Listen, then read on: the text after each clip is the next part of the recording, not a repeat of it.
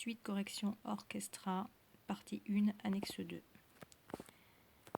Alors, il s'agissait ici de mesurer l'écart en valeur par rapport à des objectifs que le magasin s'est fixé.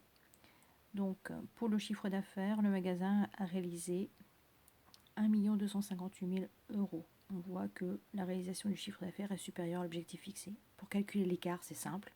Je prends le chiffre d'affaires réalisé, 1 258 000 €, moins l'objectif initial fixé. J'ai donc dépassé mes objectifs en termes de chiffre d'affaires de 245 500 €. On met bien les signes.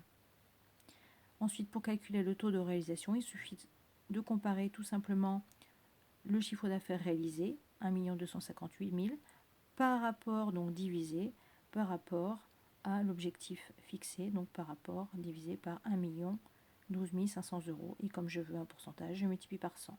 Donc, en faisant le calcul, on a un taux de réalisation de plus 124,24%, ce qui est normal puisqu'on a dépassé l'objectif. Autre explication, on peut faire ça comme ça si vous comprenez mieux ainsi. L'objectif de chiffre d'affaires, 1 12 500 €, c'est 100% de l'objectif réalisé si je l'atteins. J'ai donc chiffre d'affaires sous chiffre d'affaires. J'ai réalisé en fait 1 258 000 € de chiffre d'affaires. Donc je cherche le pourcentage, un produit en croix, 1 258 000 fois 100, divisé par 1 12 500, exactement le même principe. Voilà, c'est de la logique. Donc même procédé de calcul pour chaque ligne de l'annexe 2. Pour le rendement au mètre carré, là encore je vois que j'ai dépassé mon objectif. Donc l'écart en valeur, il est de plus 416 €. Donc le réalisé 2516 € par mètre carré moins l'objectif de 1100. Voilà. Et je compare le taux, je calcule le taux de réalisation 2516 réalisation par rapport à l'objectif de 1100 fois 100. Donc plus 119,81%. On arrondit à 2 décimales comme il était demandé, et ça, attention, beaucoup d'erreurs sur les arrondis. Nombre de passages en caisse, l'objectif était de 25 000, j'ai fait plus, 27 944 clients en caisse. Donc l'écart, je fais la soustraction et je calcule le taux de réalisation. Donc nombre de passages en caisse réel par rapport au nombre de passages qui était l'objectif, 25 000, fois 100. Et là encore, j'ai dépassé l'objectif, donc je trouve plus 111,78%.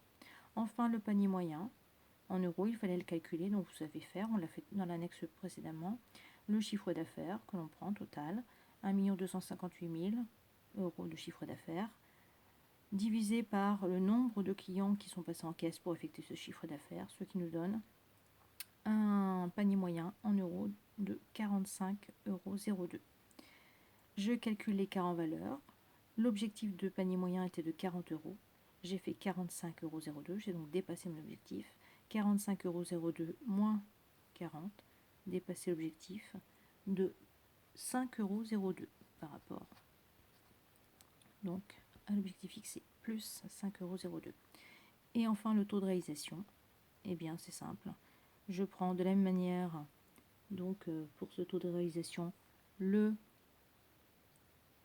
panier moyen réalisé, 45,02 €, que je divise et je compare par rapport au panier moyen qui était l'objectif minimum à atteindre, 40 € fois 100 puisque je veux un pourcentage, et je trouve un taux de réalisation de plus 112,55.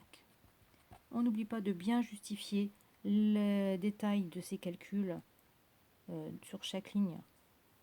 Ici, attention, certains élèves me mettent des formules de calcul pour justifier. Ça compte 0 au bac. Vous devez donner les détails avec des chiffres, les détails des calculs avec des chiffres. Voilà pour cette annexe 2.